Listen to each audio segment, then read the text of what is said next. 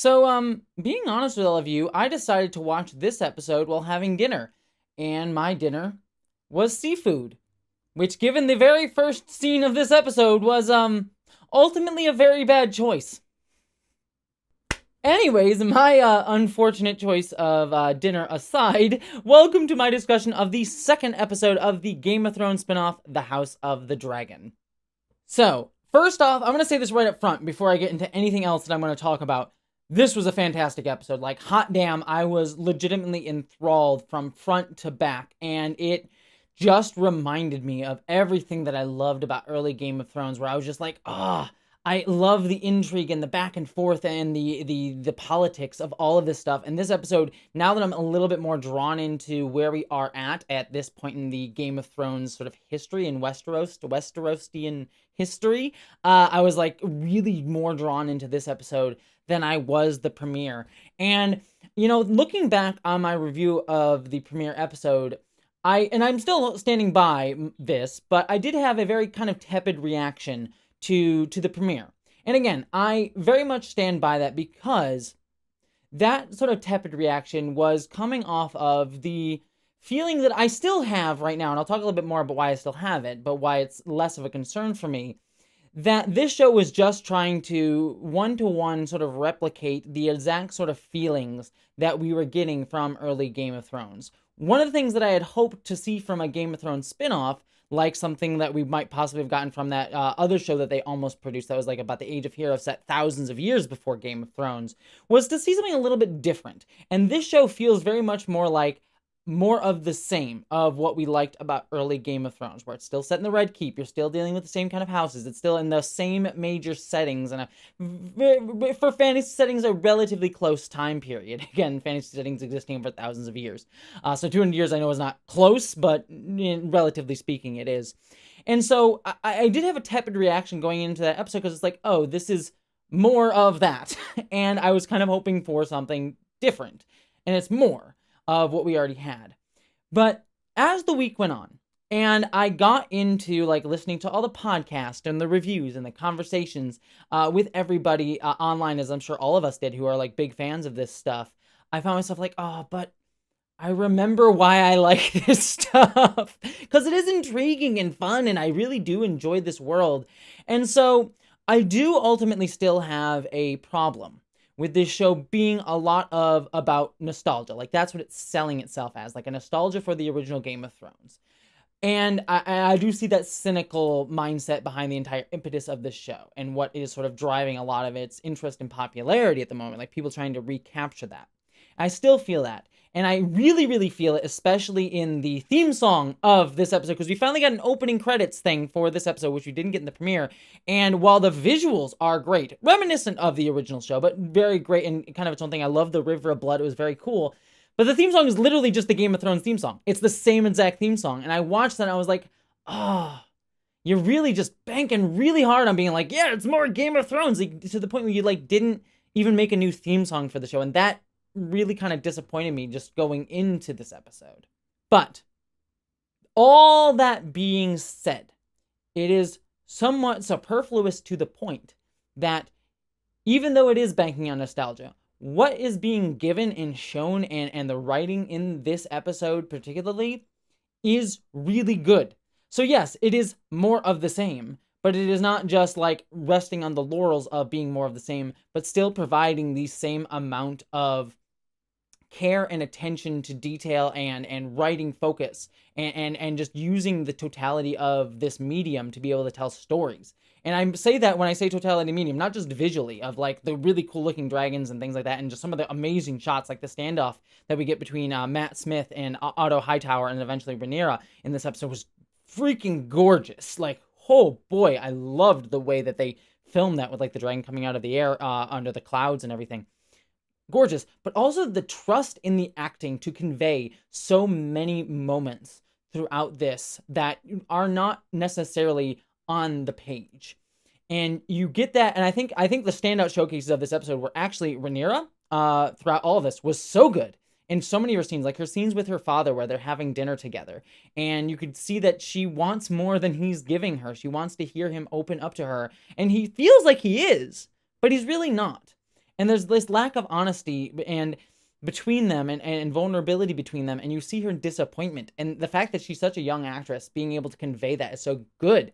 But then also the actor who plays Otto Hightower, who does such a great job conveying the way that he is subtly manipulating the king into trying to get his daughter to be the one that he's going to marry. Obviously, last episode we saw that he sent her to him with the intention of her kind of looking like available to him and manipulating his emotions. That eventually pays off by the sort of shock to the council at the end of this episode.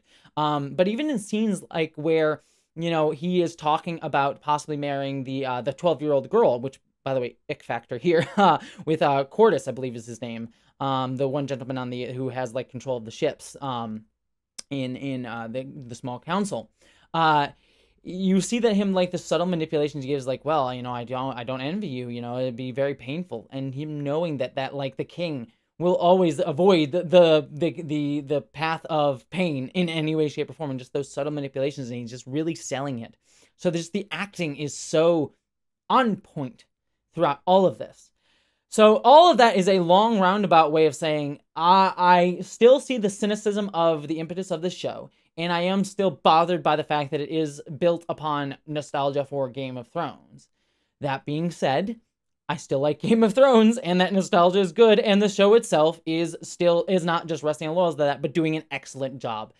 So I just wish to go and say all of that just to get to that point, that I'm really enjoying this episode while still having a little bit of that cynic heart in me. But just taking the show as it is fantastic. Now that I've kind of talked about all of that, and I did sort of talk about some specifics, so let's get further into, like, talking, dissecting some of the things going on in this episode, because there's a lot to talk about, which is, again, what I love about Game of Thrones. There's so much to dissect. I am loving Rhaenyra throughout all of this. I just enjoyed the scenes where it showcases that she is actually a pretty competent and confident ruler. There are so many moments, especially like earlier on, where we hear about the Triarchy funding these pirates, this sort of crab feeder guy, where her father's sort of waffling about, like, I don't know if we should send the ships, I don't know if we want to show power, we want to avoid war. She's like, yeah, I'll ride a dragon down there and do whatever I need to do to blow this guy up, and everyone on the council be like, yeah, she's got it. And then later on, showing up with Daemon and, like, confronting him in that epic scene where, like, Otto Hightower probably wasn't going to get able to get anything done because of Daemon having that dragon, and her just showing up is like, yeah, do it. Kill me. Come on. Do it. And Matt Smith being like, fine, after he's just been, like, trying to push the buttons of the king. It was just like, damn. Girl is awesome. I would be happy to lead her, and just showing how competent of a leader that she is. But because she is a woman, and we saw a similar storyline with Dany back in season 1 and throughout all of Game of Thrones with her character, she is a character who is not respected simply because she is a woman. And because she is so young, she is not fully keenly aware of the patriarchal forces around her that will work to just disinherit her and delegitimize her just by her sex. Something that we see in that one scene with the Queen Who Never Was, and her sort of pointing out to her that exact problem. Like, no one will support you simply on the basis that you're a woman, no matter how competent you actually are. And her just, like, being, I guess, vaguely aware of that, but not, like, having that demonstrated to her in any real way, because she's young and she hasn't been made cynical by the world around her yet, and is more confident in her hope that she can fight those forces. And I so desperately hope that she can, in the way that Dany did. You know, Dany falling into being a fascist at the end of Game of Thrones aside, you know, Dany was a character we all looked up to because she did stand up to those forces and say, fuck that. But ultimately, we know that is probably not her story, though we will see as the show continues. But given this is a prequel, we'll have to find out. Again, I have not read Fire and Blood, so I honestly don't know how this story goes. But I am interested in that aspect of it. So all of that was just really wonderful. Again, the king is also him playing this game of just not ever being willing to do, like, the thing he needs to do as a ruler. Ick factor of dating like, the grossness of dating a 12-year-old aside, if we're just facing on politics, it was a smart choice to marry her. But I also, again, there's this sort of humanity to him that I really find fascinating, because he is a character who, like, ultimately I do kind of understand. He feels this burden upon him. He is this king, and he's not a bad guy necessarily. He's just weak, and these the way the world puts him in these positions, he wants to be a good person, but he's ultimately just a shitty ruler. And because of that, it does weigh out to harming women and people around him, and being a not strong ruler. We saw that last episode of the way he disregarded his own wife's bodily autonomy and making decisions for her, about like killing her to try and save the child, which should have been a decision of her own, not his, if we were living in an ideal world, which is again a great discussion of patriarchal forces upon women's bodies last episode. And here you see that in his unwillingness to wish to do the politically good thing, not necessarily morally good, dating and marrying a 12-year-old aside, because dear God, gross. So yeah, it's interesting to see that how that sort of plays out in all of that. Speaking of him marrying someone that he probably shouldn't have, Lanice, I am still getting queer vibes between Lanice and Renara. We get that like scene in the High Sept, which is interesting to see that set again after it was blown up in Game of Thrones. Spoilers there, apologies. But I'm curious if the show is going to make that literal or not, or if that's just meant to be a thing that you can kind of pick up on, similar to the incestuous vibes between Renara and Daemon that we got last episode as well. Because I do really like them holding hands, and they're like closest together when her father announces that he's going to marry her, and her like leaving the room in anger. It all points to like, yeah, I feel like they have feelings for each other, and I'm curious if that's going to be made more explicit as we see another time jump coming in next episode, and whether that's going to play a role in this. So I'm very curious about how they're developing that and their intention behind developing that. So interesting playing that out. Speaking of Lord Corlys, who was the one who was trying to sell off his 12-year-old daughter to the king, it was interesting to see him, understandably so, making an alliance with Daemon at the end of this episode. Interesting development, one that I'm curious to see how that is going to play out. I did like the moment where Daemon sort of says, "I'll talk as I want about my brother, you will not," showcasing his, again, what I kind of said last episode, where Matt Smith's character is sort of playing this role of like asshole, definitely a terrible person, but also having some sort of sense of like wanting to like, you don't get to speak about my brother and my blood that way, while also like being somewhat more of a petulant child than a like an actual like cruel, terrible person. Is just a nice distinction from Joffrey, who was just an out and out like terrible human being. Whereas Matt Smith just feels more like a little child throwing a temper tantrum all the damn time and trying to get his way. And it's still not a good thing, and he's not a good person. He's still absolutely terrible, but it is a different dynamic than Joffrey, who was just cruel for cruelty's sake, let's just say. And I find that to be an interesting sort of subversion of that trope that could have been very easily one note. Like again, Joffrey was someone to love to hate, but he was a fairly one-note character. It's like, well, let's see how awful Joffrey can get this episode as a character. Whereas Daemon's a little bit more nuanced, which again, not better or worse, just interesting.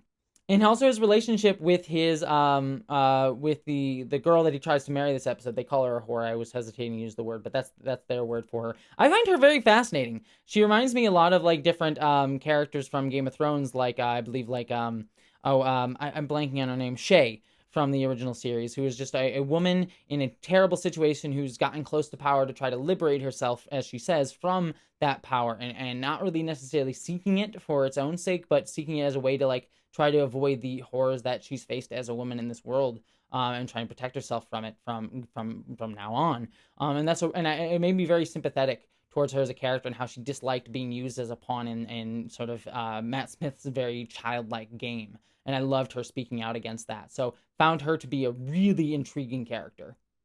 And there's probably other things that I'm forgetting. There was, again, a lot packed in this episode, but it was all very excellent. So those are sort of the highlights. The only other thing, and probably the only negative that I can feel, and it's not really a negative yet because you haven't really gotten to know his character too much yet, but we do have this crab feeder guy who appears to be sort of the antagonist for everybody in this episode, who's sort of going around killing everyone. And I was a little bit disappointed in the fact that he is like this disfigured character, I guess, that we quick see towards the end there. And I always dislike this idea as like, oh, being disfigured or disabled in some way sort of makes you evil or makes you a horrible person. The way that a lot of fiction tends to play up that trope of disfigurement equaling evil. And I'm saying that now just because I am feeling that that's where they're headed with it. With him being sort of like an evilly presented character. But then again, Game of Thrones is a show that does not always necessarily easily slot characters into good or evil wholly. So I will allow them to possibly have more nuance to this character than he has been presented as so far, because he's just been in the background of a couple scenes this episode. So we'll see how that eventually plays out. But if that is the case, I'm a little bit disappointed. He looks cool, but yeah, I don't necessarily like the disfigured equals evil trope. So hopefully they will subvert that, or at least not necessarily play into it as so clearly it seems to be the fact that they're doing in this episode. Other than that, like I said, I am sure I am missing something or other, because there's so much densely packed in this. But otherwise, those are sort of the major beats that I found really, really fascinating. Again, clearly this is more Game of Thrones, and the best parts of Game of Thrones to boot. But fuck if I don't like it. So that's where I'm kind of at. It's definitely, I see the cynicism, but I'm enjoying the hell out of it. And I'm very excited to just dig in and listen to all the podcasts and discussion and dissect this all again as we wait for next week's episode. So until then, I will see you all, and I hope you all live long and prosper. Speaking of which, too, speaking of fantasy, we got Lord of the Rings coming this week, The Rings of Power. Excited about that. I'll be reviewing that later on this week, along with Star Trek Lower Decks and She-Hulk. So a lot going on with reviews-wise, so I hope you all enjoy it, and until then, I will see you later this week.